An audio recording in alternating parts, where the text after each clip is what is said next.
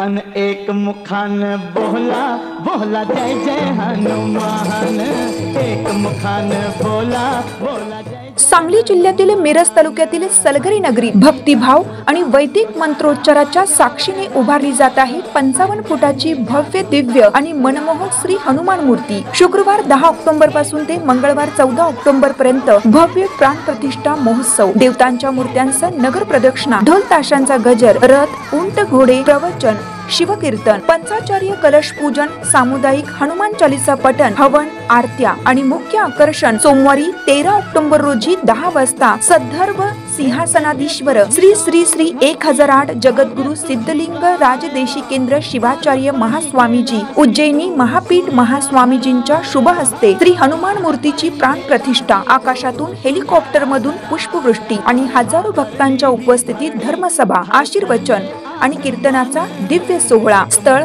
महादेव मंदिराजवळ जांडरावाडी रोड, सलगरे। तर भक्तांनो, या अविस्मरणीय क्षणाचे साक्षीदार व्हा। चला सारे कुटुंबियांसह सलगरे येथे अवश्य या। प्रत्येक बातमीतील घटनेच्या वास्तविकतेची तुलना थेट पाहत रहा सांगली अपडेट।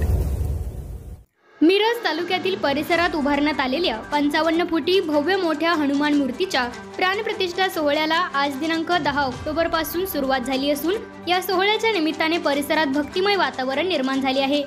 या सोहळ्याचे नियोजन पाहण्यासाठी विविध मान्यवरांनी कार्यक्रम स्थळाला भेट देऊन आयोजकांचे कौतुक केले। विधान परिषदेचे आमदार इद्रिस नाईकवडी यांनी प्रत्यक्ष स्थळाला भेट देत नियोजनाची पाहणी केली, तर पुणे पिंपरी चिंचवडचे आमदार महेश लांडगे यांनीही सदिच्छा भेट देऊन आयोजकांच्या कार्याचे अभिनंदन केले।